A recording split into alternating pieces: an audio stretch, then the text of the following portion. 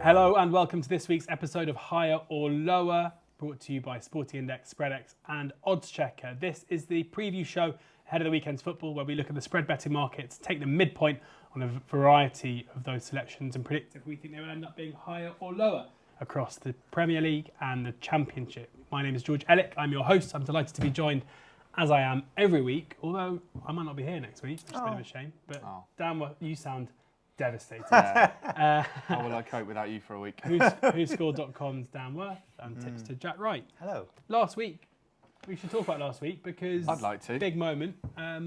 Between us, we did really well. Yeah. Between us, it was an average one, of Great 6 stuff. out of 8.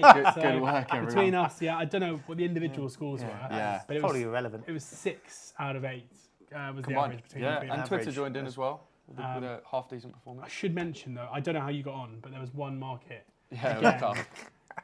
Player goal minutes, Yeah. Ivan Toney, yet again you bought. There were 6 goals in the game. You know, we said he was odds against scoring the game. If we'd known before that there would be 6 goals, he'd have been what price to score? 2-1? Yeah, you'd have thought, right? And what happened? He didn't score. No. In fact, I think he was trying his best to play centre mid as much as possible. But there we go. Well, he's trying to show that he can do the Harry Kane role. Yeah, For the versatile. Euros. How did you get on, Dan, apart from that? 7 out of 8. It's good. But let down Didn't get by the my old trumpet out? faithful. No, you've still got the record of 8 of 8. So I know. it's, I'm really happy that I didn't know you were on 7 through 8. 7 through 7. yeah, I kind of wish I did as well. I didn't you not? know. No, I did know. You knew. So I was watching like, I can't wait How for this. did it Obviously. compare, watching that compared to having a bet on a game, knowing that you had... I honestly think I was willing it on more than if what I'd do you had think actual cash. the monetary comparison would have been for winnings for a bet of Ivan Toney scoring? I would needed to have been massive returns to equal it for sure. Amazing. That is how the competitive juices go in the higher or lower studios. We've got 8 more games to get through this week. And we're going to start off in Friday night, West Brom hosting Coventry. This is a huge game in the battle for the top 6. West Brom have been 5th, I think, since the beginning of December, but slowly have started drifting back towards the chasing pack. Coventry were in rampant form, the best team in the league over a period of time around the turn of the year, but their form has started to slide as well. But they're the team trying to make up the ground on West Brom. We're looking at the supremacy market here. SpreadX have West Brom as the favourites. 0.35 is the midpoint here, so 0.25 to sell, 0.45 to buy. If you're going higher, then you're going for a Baggies win. If you're going lower, then a Coventry win or a draw. If you're going higher or lower, guys. 3, 2, 1. Oh, no. I stand alone. Yeah, go on then. Why? Do you know what? I actually changed this on the train on the way in this morning. That's how undecided I was on this one. I did have West The Brom. classic. I don't know what to do. I'll take the option with 2 eventualities rather Yep, than one. and there's my reasoning. Over to you. It is a really tough one to call. We talked about it briefly before, didn't we? Saying that this is a... Did you? We did. We sat here and went, what a tough game that first one is. What, just then? Just then. Oh, I thought you meant when you guys chat outside. Because you both get like an hour early and have a Yeah, coffee. we do, yeah. and- We have compare markets, so on and so forth. Talk about me behind my slag back. you off. Yeah, yeah. And so, tough one to call. I think so. West Brom have got solid home form this season. 1-11, not 1-6, which is crucial for the bet. Drawn 3, lost 3. Ran into Saints on a going day for Saints in their last home game, didn't they? I watched that one, and Saints were very much deserved winners on that occasion.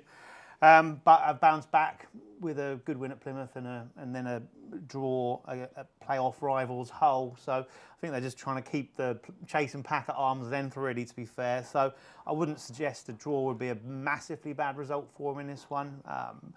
But Coventry, as you said, have been in decent form. Bit of a shock that they lost that last Friday night against Preston. Convincingly at home, 3 down at half time.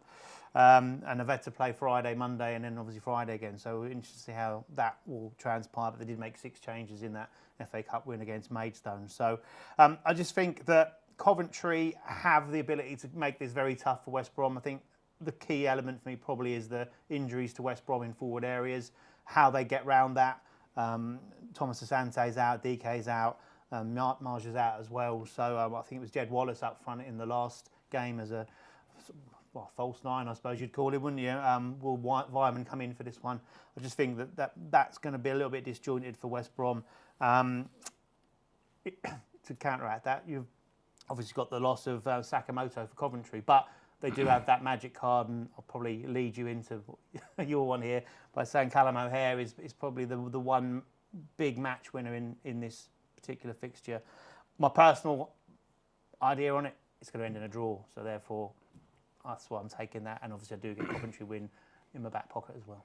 Yeah, I mean, I agree about Callum O'Hare, but I don't want to talk about it because I think West Brom are going to win. But How good is he? He's very good. You know, he's not going to be a championship player for much longer, and that's whether or not Coventry get promoted this season. I think there are just some red flags around Coventry at the moment. You mentioned the Sakamoto injury. I think that is really big. And I think him being out for the rest of the season is going to have a big negative impact on the rest of their campaign. Yes, they kind of bounced back from that 3-0 defeat against Preston with a 5-1 win over Maidstone. It's kind of false form though. I know Maidstone have had an amazing time in the competition so far this season, but I don't think we can read too much into that. I just think that Coventry a little bit undercooked right now. I think the way that they were unable to wrestle their way back into the game against Preston, despite being 3-0 down at home fairly early on, wasn't great.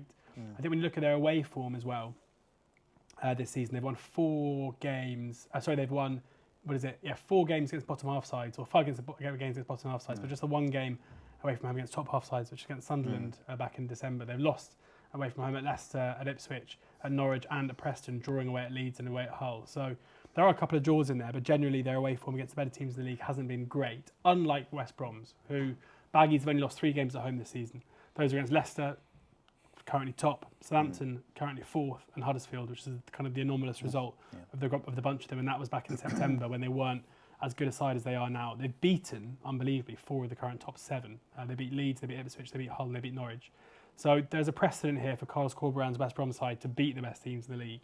I don't think Coventry are playing as well as they were previously in the campaign, and I think Baggies, especially with their unbelievably solid defensive record and the amount of clean sheets they keep at home, should have enough about them here. Yeah, not much to add at all. Neither of you mentioned the reverse fixture, which West Brom did win 2-0. Yeah. Not that probably means too much here, but that's something that means something. Oh, it does this time? Oh, no, that's not historical. Sort of. No, that is. So what you've got there, right, you have the same 2 teams, coached by the same people, going head to head a matter of months ago. That is pertinent. What isn't important is that, you know, last time these 2 teams played in 2007, they did a double over them. Like, that is irrelevant.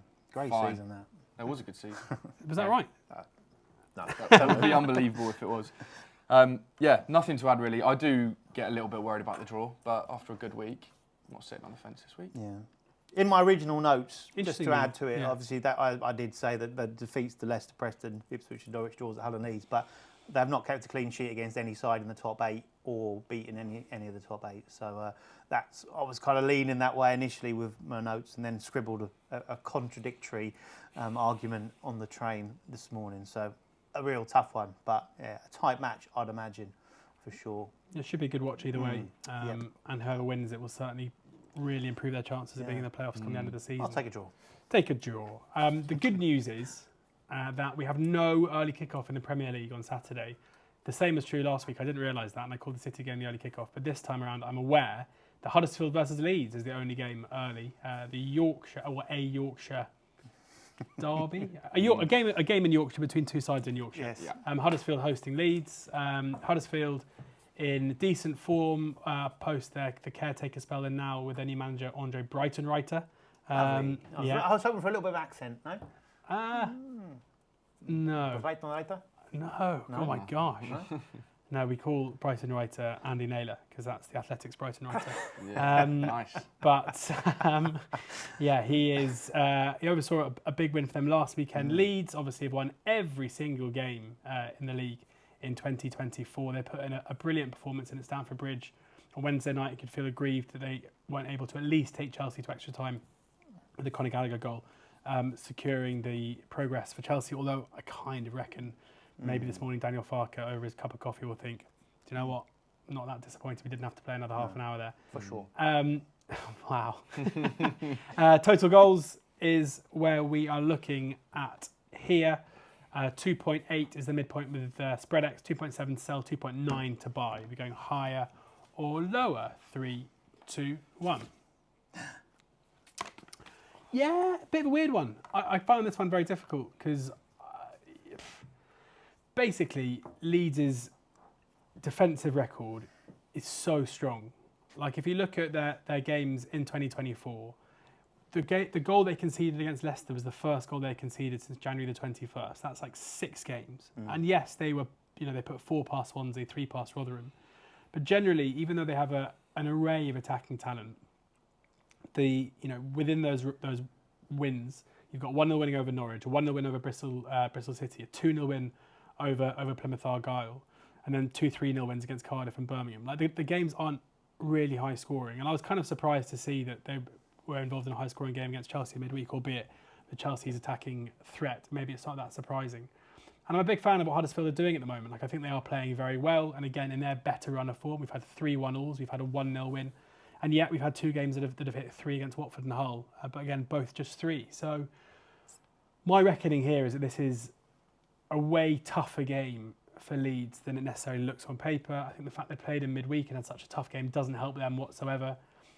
I really do think that they are strong enough defensively. Joe Rodon's having a brilliant season, and Purdue alongside him as well. I think they've improved since he moved in at centre-back.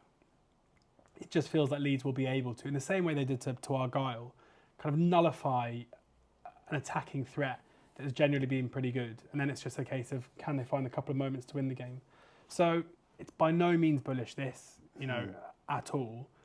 But if I'm going into this game thinking I fancy Leeds to keep a clean sheet here, whether it's more likely or not they score over under 2.5 goals, I've got to go under. So, a tentative under.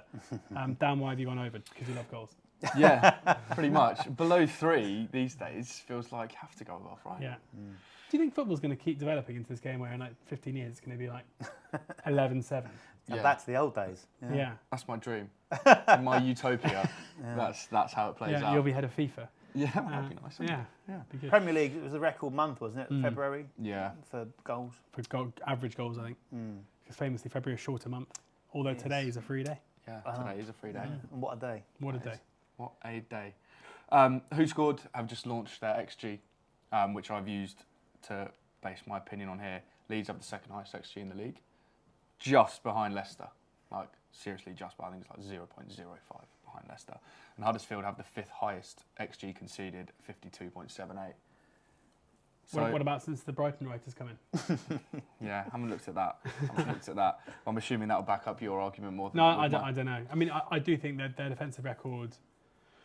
They went to QPR for Darren Moore's last game and drew 1-1, and since then they've been much better. But yeah. Fair enough. Well, no, it's all right though. Yeah, it's fine. Wouldn't worry too much. I'm not. Okay. I'm not worried. Leeds won all of the last 3 between these two, including 4-1 when they met, which is really relevant because that was this season. Yeah. So I'm hoping for more of that. 5 goals would be nice. Great. Yeah, I agree with you. I think it's going to be a tough one for Leeds, this, and I do take them to edge it. But I do think Huddersfield are going to score. That's simply where my thought process has gone behind it. Again, like yourself, I saw this line at 2.8 midpoint, so we're thinking, we can get onside here with a 3-goal game. And so if I'm thinking Huddersfield are going to score and I think Leeds are going to win, then that comes in nicely, doesn't it? So, and I think Huddersfield have certainly had an upturn since Darren Moore's gone and been goals galore, really. They won their first one 4-0. Then they had that bonkers game against Southampton where they... 5-3. Yeah, 5-3, and then raced into that lead. So there's only been one since then, which ended in a 1-0 win for them that has gone under that. A couple of 2-1s since then. I think Brighton Writers' only game in charge was that last game, wasn't it, with the 2-1 win at Watford. And that's the first time this season where they've come from behind to win. So that will give them an extra confidence. And I think they'll have a swing at Leeds here. I think it's a little bit of a free hit for them as far as that they're going to be underdogs to get anything from it. So home crowd, early kickoff, the free week for them. Leeds have had that extra game. Obviously, there's rotation. I think Daniel Farke's injury summary prior to the Chelsea game, where he included a little bruise as far as keeping someone out, would suggest that his focus is primarily, as you say, sitting having his coffee this morning, being quite content that he's got the focus now on the league, and you can't argue with our form over this calendar year so far, certainly. So, yeah, I think so. Matteo Joseph's couple of goals last night will give him confidence. No one saw the first one, did they? Sorry? No one saw the first one. No one saw it? To see the cameras missed it live, yeah. What a miss. His his debut goal. I know. Wasn't it? I know. Livid. Gutted. Someone will have it somewhere. Yeah. Someone will have it I somewhere. think they had the replays. It was just live. Yeah. No one saw it. If a tree falls and no one's there to see it, did it really fall? Is that even the saying? I don't even know. Comment below. Right. Yes, there we have it. So I think strength and depth is where I was going with the Matteo Joseph thing. They've got goal scorers, like even with a few injuries and a few doubts. So yeah, goals in this one. It is, it's huge to think that if Leeds do win this early kickoff, then Leicester at 3 o'clock will know there's just 3 points between them and the team beneath them. It's a huge game for Leeds to try and win and pile that pressure on, and that's not an easy game for Leicester against QPR, who I think your XG numbers might tell you, since Martí Cifuentes has come in, they have one of the best XG against in the whole league, which you wouldn't necessarily expect for a team. I could talk about this all day. Let's go to the Premier League. We are looking at Luton against Aston Villa, a huge game for both. With it looking like possibly 5th place to get a Champions League spot, there's real need for Villa to pile on the pressure on the likes of Manchester United. Luton have dropped back into the relegation zone after Everton gained 4 points, having been docked 10. They were then docked 6, which has put Luton into a spot of bother. Time of first goal for this one.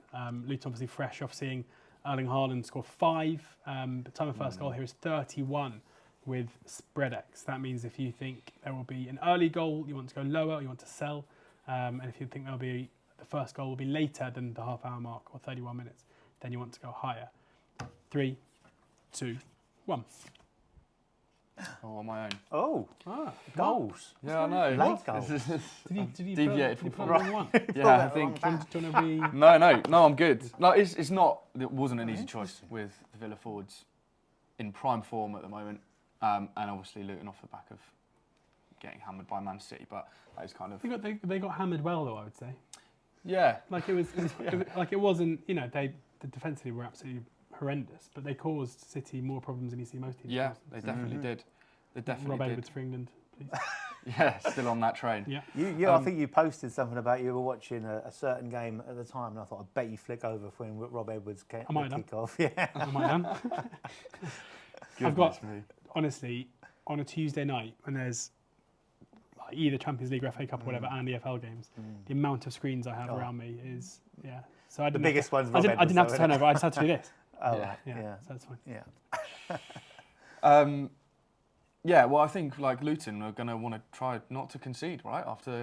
Just generally, but also off the back of conceding 6 against Man City, I think they'll come at this with let's try and keep it tight, particularly in the first half. And I've looked at the averages, and like they're all for goals scored and goals conceded for both teams, all pretty high over this line. Aston Villa's average goal time for first goal is 38 minutes. That's the lowest it gets. And Luton's... Is that just them scoring? Is that the first goal in their games? That's just them scoring. There you go. And Luton's average goal of time or first goal conceded is 42. What about Luton's scoring? It's 53. What about Villa conceding? 42. Nice. He's got all the numbers. You mush that in together. He's got all the numbers. Yeah, exactly. Is that just home and away? That's everything. All inclusive. Yeah. Okay. So they suggest head to the it bar. might be a bit higher. All inclusive. Yeah, that's where I'll be going after. Okay, I definitely disagree with you about Luton wanting to come in and keep it tight. Like I think we're now seeing that they believe, and rightly so, given the results they've been getting, their best way to try and get out of the relegation zone is to take the game to every team they play against and just press and run and be direct. And it's yielding, results is the wrong word, but like when you see the performance they're putting against Manchester United, when you see the problems that they caused Manchester City defensively, like I strongly believe here that Luton will come out here and try and just really go at Villa. I think there'll be goals in the game. I think Villa, away from home, haven't been as strong as they have been at home, but the way that Luton look to press and the way that they leave maybe some gaps in behind because of that will enable the likes of Ollie Watkins to probably enjoy themselves quite a lot here. So I think from the whistle, this will be pretty chaotic. Like we saw the way that Luton conceded 2 in the first 10 minutes, as you remember, against Manchester United. We saw how Haaland scored after 5 minutes. This is because of the way they set up and the way they approach these games. So the numbers might tell you something, but football's played on grass, not spreadsheets, mate. So that's the amount of times people have said that to me. I can't tell you. So I think there'll be an early goal. Yeah. Cool. Well, looking at my spreadsheet, I can see that over the last... By the way, I just kind of say I think football's basically played on spreadsheets. Yeah, So, well, isn't it? Yeah. I'm on the same page there, on the same spreadsheet page as well. The recent form would suggest that games are very open. They are going for it. I think they could have scored a couple before they did score against Manchester City.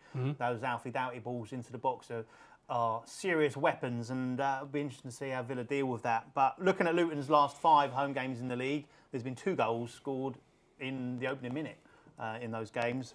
1 minute, 30 minutes, 1 minute, 12 minutes and 25 minutes. So all the last 5 have seen under the line that we need here. For Villa, it's been a bit hit and miss. It's 23-12. There was a 0-0 draw in there as well, but 21 and 45. Basically 6 of their last 8 away have gone lower as well. So overall, it's 6 lower and 7 higher for Luton, but so that 5 of those 6 have been in the last 5 games. So it shows you that slight change, I believe. And for Villa, 10 of their 13 away games this season have seen under this line. So those stats back up the fact that we should see an early goal. I think the recent form would suggest that. Villa's clear week going into this game as well. And the confidence of the likes of Watkins and the threat they pose. I think it's going to be an open cracker of a game with plenty of goals, including an early one. Good stuff. We're on the same page. Burnley host Bournemouth next up. I mean, you really think Burnley have to find some kind of form at some point to string some wins together if they're going to have any chance of getting out of this. They're running out of time fast. A home game against Bournemouth, Bournemouth side have been impressive, but have tailed off a bit recently. Might be an opportunity to do that. But we are looking at the bookings market here. So this is total booking points, 10 points for a yellow, 25 points for a red. The midpoint here with spread X is 46. So if you're going higher, you think there will be 5 yellows or possibly 3 yellows and a red. Lower, you think there have to be 4 yellows or fewer. We go David Coote on the whistle. David Coote. Yes, Cootie, the Cooteman. Right. Where does he bank? I don't know. Where does he bank? Yeah. NatWest. Cootes. Cootes. Yeah, it's only for really rich people. Is it? That's why you know about it. Yeah. And we had no idea. I think it's like the Royal Bank. Is it? Yeah. Oh. So I doubt he does. I don't get paid enough. Right. We are looking at, so bookings points here, 46, higher or lower, 3, 2, 1. Bam! Oh, no. I thought I was going to be on my own there. Yeah, so did not I. a Cootie. Okay, tell us all about the man who banked it. The nicest bank in... We founded it, didn't we? Yeah, that's true. That's actually a much better... Could have been, wasn't it? So, he's the key element here. I don't think the sides in question are particularly dirty. They don't rank overly high up as far as the disciplinary table is concerned. But David Coote's the 4th highest yellow card average in the game, according to WhoScored.com stats, which of course are correct. Yellow card average is 5.09. He's also given 3 reds as well. There was 5 yellows in the reverse fixture, and the referee there was Barrett, and he ranks very low down. I think he's about the 3rd or 4th lowest ranking official in the Premier League this season. His average is 3.25. Pitiful. Don't like that kind of behaviour. So on that basis, he managed to find 5 cards in that particular game. Then I'm sure David Coote can manage to do that as well. Just a brief overview of the averages. Burnley's home average is 40. Bournemouth's away average is 41.5 as far as their total matches are concerned. So yes, both under there, admittedly. But again, going to the key man, David Coote. I prefer a referee that likes to get his cards out more than teams that are kind of so. So Coote's average across all league games this season is 56.79 as far as booking points are concerned, using the points we then talked about. His Premier League games only is slightly higher at 57.7, so well in on that. He's given 50 plus booking points in 9 of his 14 Premier League games in charge, sorry. Each of his last 4 have covered this line higher, and 7 of his last 8. So yeah, it's a play for me. And looking at the fixed odds actually expect to have 5, 6 cards in this game. I've got a theory about Coote. Go on. So I think he generally basically stops giving cards when games are done. Right. Right. So if you look at his recent games in domestic league, so ignoring the cup games, Yes. gave 4 last night in the Chelsea game, but 8 in Luton against Manchester United, ended 2-1, tight the whole game. 5 in Ipswich West Brom finished 2-2. 5 in Spurs Brentford finished 3-2. 0-0 Everton Aston Villa gave 5. So they've all copped. They've all been decided by either a draw or decided by 1 goal. Then you've got 2 in City Sheffield United. City at home went ahead after 16 minutes. Basically job done. Not a game you'd expect many cards in. 9 in Wolves Chelsea and the 2-1 to Wolves. 10 and 2 red cards in Brentford Aston Villa finished 2-1. 7 in Stoke Sheffield Wednesday finished 1-0. So again, they've all copped. 1 in Villa against West Ham finished 4-1 to Villa at home. 3 in Everton Bournemouth finished 3-0 to Everton. So like there's a pattern here where when the game is tight, there are loads of cards. When a team covers like the -2, he basically puts the cards away. And to me, this feels like a pretty tight game with quite a lot at stake here. So going by that logic, like if you basically take out the handicap angle here, like one team dominating the other one, if you take that out of play, then he almost hits this line in recent times 100% of games, and therefore, I think you've got to go over. Yeah, you guys have covered it all off. Really. Just say something. Yeah, the only slight worry is that Burnley rank really low for yellows this season, but they also have had, well, no teams had more red cards than them. But they did get one last time out, right? So obviously try not to do that again.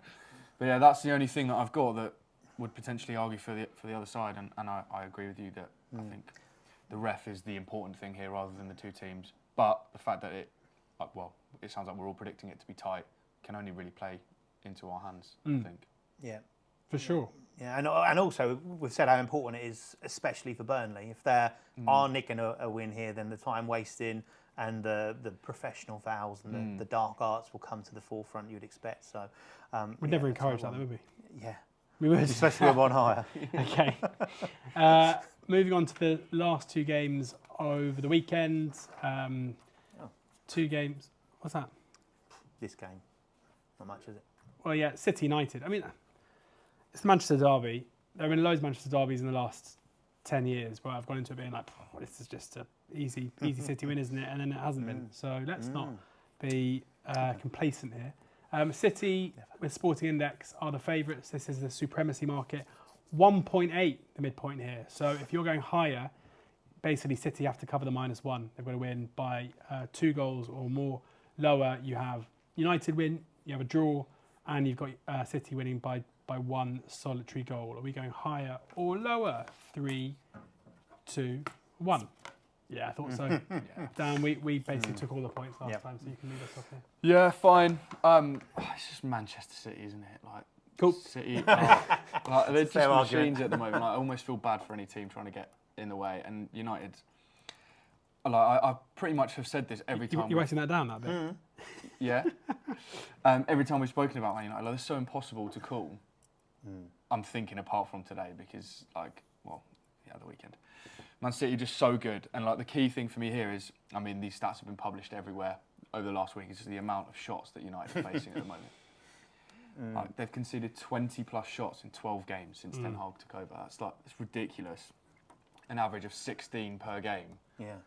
And I've said it a million times. Man City, if you give them 16 shots, you're not keeping a clean sheet. That's for damn sure. I think they'll cover that. Yeah, I think they'll win by more than 2. So I'm pretty happy to be higher.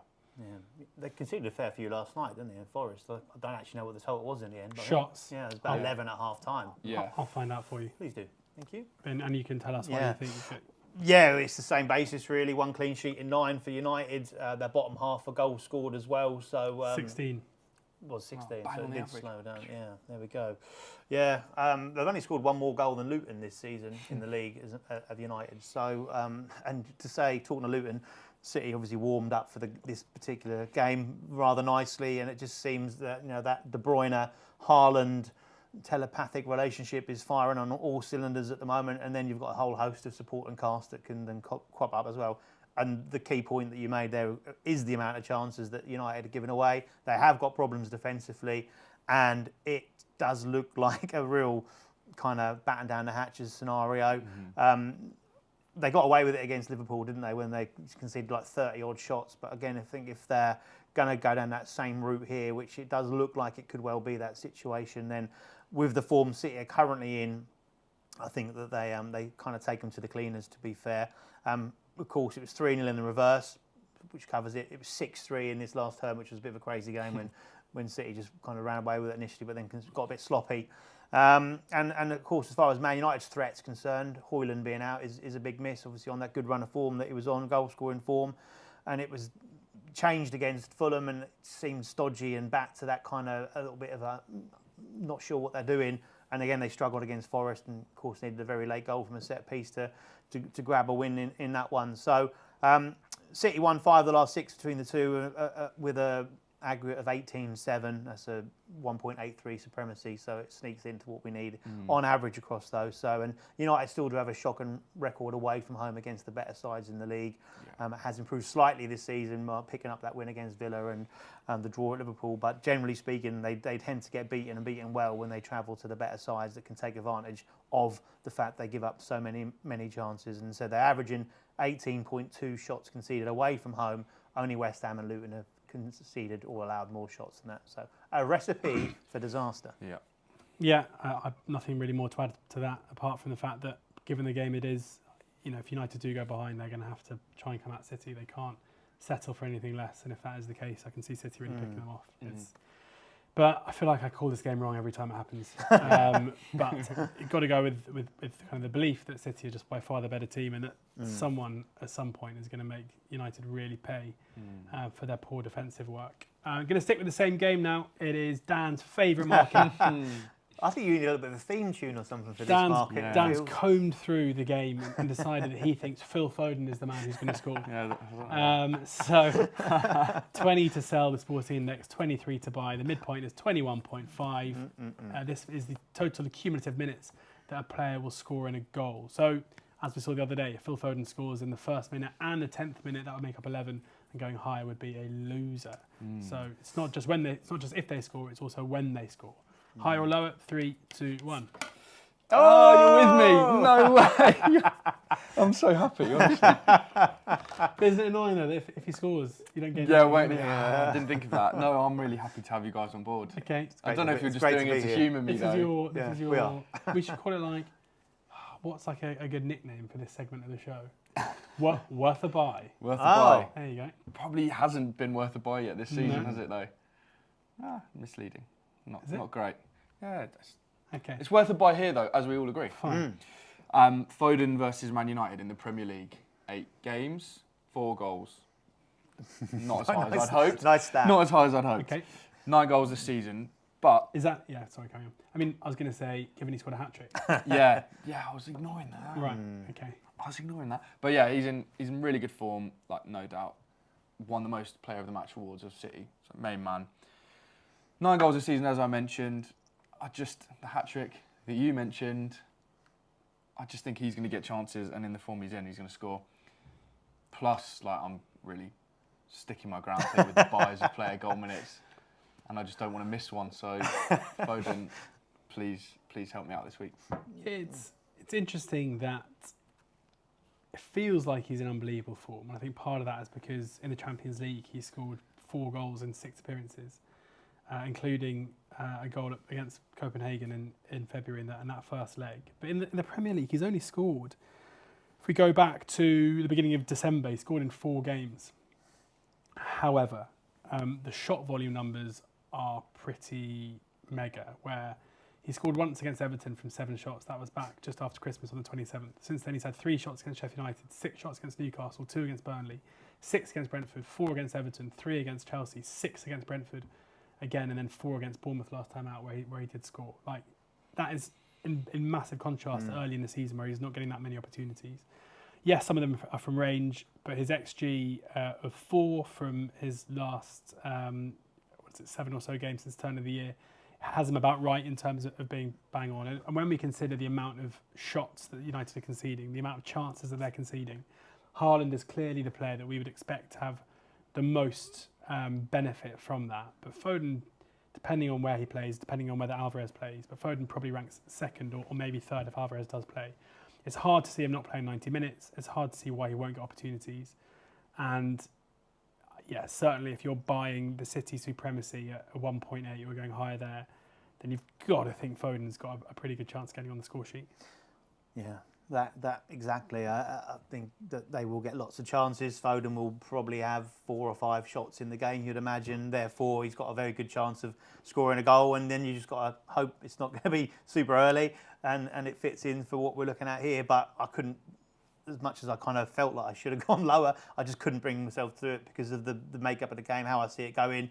And that if City are going to score 3 or 4 goals in this one, Foden's very likely to be amongst those as well. As I said, decent recent record, scored in the reverse, got the hat-trick in this last season as well.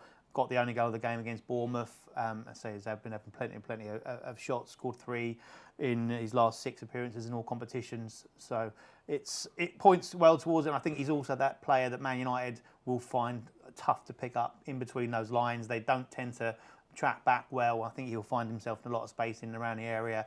And with De Bruyne looking like he's ready to cause good havoc. player, isn't he? He ain't bad, is he? He's a good He's player. not bad. I'd take him. Yeah, I'd take him. But, You take him at Norwich? yeah, I think he'd certainly, impact off the Him or bench. Gabriel possibly. Sara? Oh, it's a tough call. Maybe play them both together. Wow. Yeah, I know. What about Marcelino Nunez? Yeah, he's got a bit of an injury at the moment. So Nice free kick, wasn't it? There's a good free kick, yeah. That nice angle from behind was good.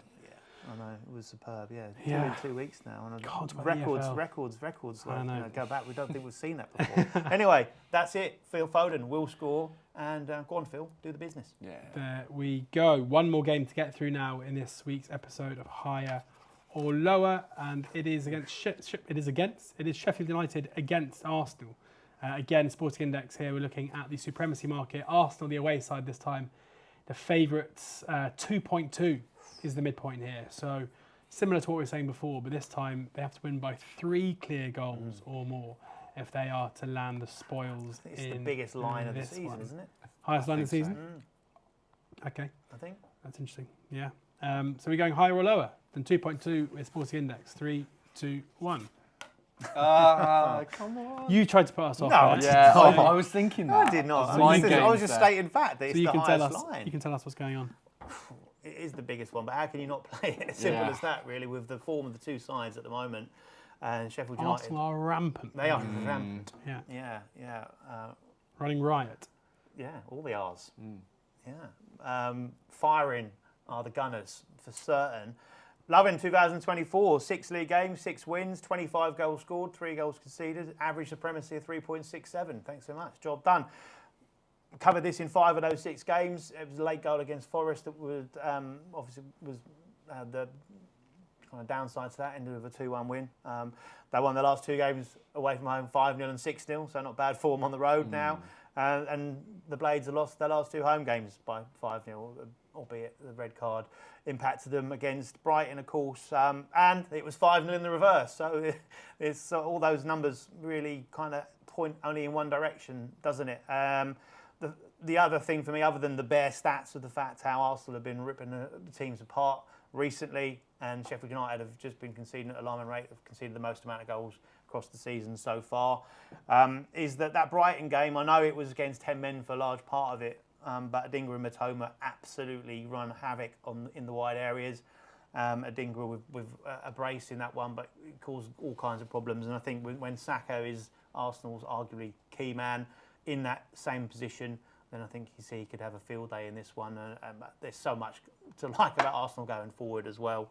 And we'll come on to more goals in a little while. But yeah, for me, the supremacy, albeit very, very high, one I simply can't not take. Yeah, I just don't know if it is that high. Like obviously it is without any kind of context, but since the winter break, since that break, Arsenal have won 6 games in a row, and this would have copped in 4 of the 6. And they won, and they beat Arsenal. Sorry, they beat Liverpool 3-1 prior to that as well. So it just 4 out of the 6 so far, all of them against better opposition than Sheffield United. They beat West Ham and Burnley both 5 and 6-0 on the road consecutively. Yeah. And in that same period of time, Sheffield United have had 3 home games, and they lost 2 of them 5-0. So yes, obviously the early red card to Mason Holgate affected the Brighton game, but even so, it feels like quite an easy high line to get on board with. So yeah, I'm happy to do so. Yeah, I completely agree with both of you. Like, it is high, but the stats just like they're there, right? There's some teams who feel like might, take their foot off the gas when ahead, but with Yeah. Arsenal, they're just scoring so many goals. Completely agree. And different types as well. Yeah, Yeah. indeed. I think the key thing here is that, like we've just mentioned, you guys have just mentioned about Arsenal's form and how they're scoring loads of goals. I think you actually alluded it to, so I might be just copying you here. But like all of those teams are better than Sheffield United as well. So, in theory, this should be a little bit easier for them. So, I think 3-0 plus is all right. Minimum. We can take that. Should be. You're going to love your Monday night. Total, Monday night goals. Fun day night. Yeah. Sheffield United against Arsenal, sticking with this Monday night football, and the total goal minutes finally in the Sporting Index line here. Total accumulative minutes that goals are scored in the game, and this, as you'd expect with a high supremacy line, is another high line. 177.5 is the midpoint here. 170 to sell, 185 to buy. 3, 2, 1. Oh, George. Basically, it is high, and I get it because of the high supremacy line. But like, what are we factoring Sheffield United in for here? Like, I know this will be taken into account. I know that Sporting Index will have an Arsenal total goal minutes line and a Sheffield United total goal minutes line. But I think whatever the Blades goal minutes line is a sell, because I don't think they'll score. Obviously they might do, but like, if they do, that suggests that there's an element to this game which is closer than we're anticipating. So I'm kind of looking at this being like, the chances are, on balance, this is Arsenal total goal minutes, and 177.5 for a singular team is ridiculously high. We've also seen, certainly in the Aston Villa game, where Villa raced into a lead, and then Sheffield United were like, right, we're just going to defend here, and we're going to try and stop the score from getting really ugly. And even though I do think Arsenal won't let up if given the opportunity, the way I probably see this going is, rather than it kind of starting tight and then unravelling, I think Arsenal will probably score early, go ahead early, and then it becomes a bit of a non-event the longer the game goes on. So, yeah, I think there's probably quite a big golden middle here, which is copying both sides. Jack?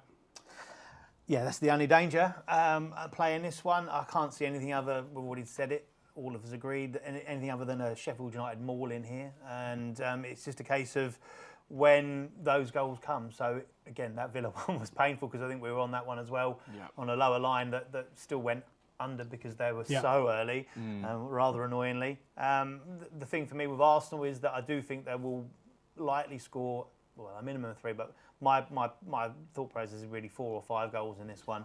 And that they haven't got a midweek game coming up, so it isn't a case they're going to have to maybe wrap people in cotton wool, take players off, and disjoint the game a little bit. I think they will look to keep the foot on the gas. And this Premier League title race is a 3-horse race at the moment, and it could come down to goal difference at the end of the season. So I think on that basis, when you've got Sheffield United, you want to take full advantage of it. So I think they will keep going to the very end.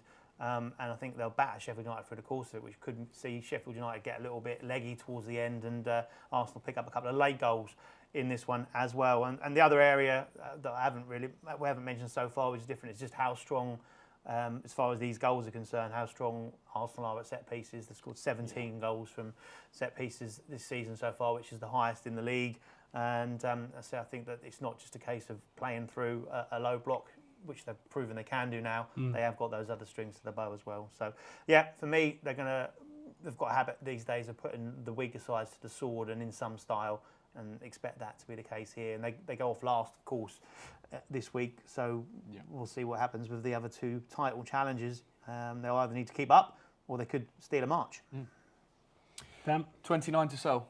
Sheffield United total goal minutes in this. Sell. Yeah. So that's what I mean. I'm kind of, in my mind, I'm like taking that 29 out. If it goes wrong, it goes wrong. But And what's Arsenal to buy? Or Arsenal line? I think it was 150. It's 145 midpoint. Okay. Yeah, I mean, I'm running out of things to say about how much I like Arsenal's attack. The top scorers against the top conceders.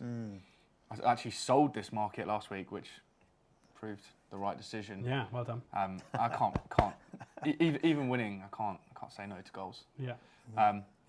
I think, as you both mentioned, the key thing here is that Arsenal will just keep going, in my opinion. So, It's no problem if they go up early. They'll just keep putting them away. And Sheffield United have conceded more goals at home than they have away. They've conceded 66 across the board, 36 of those at home. Obviously got absolutely, not only those recent 5-0 ones, but let's not forget the 8-0 Newcastle drubbing they received earlier in the season as well. So, doesn't look like it's going to be pretty at Bramall Lane on Monday night. No. Indeed, it doesn't. There we go. That brings this week's episode of Higher or Lower to a close. Thank you very much, as ever, for watching. And there is a new customer offer in the link below if you haven't got a Sporting Index or a Spreadex account. So click on that and check it out there. And do remember that losses can exceed your initial deposit. Do check out the Spreadex and Sporting Index sites for all of your spread betting needs across all sports this weekend. Oddschecker has you sorted for the fixed odds stuff, and then WhoScored.com for all of your stats-related research, including their very own XG model that launched this week. So make sure you go and check that out. Thank you very much to Jack. Thank you very much to Dan. Thank you very much for watching. Enjoy the football this weekend, and please do ensure that you gamble responsibly.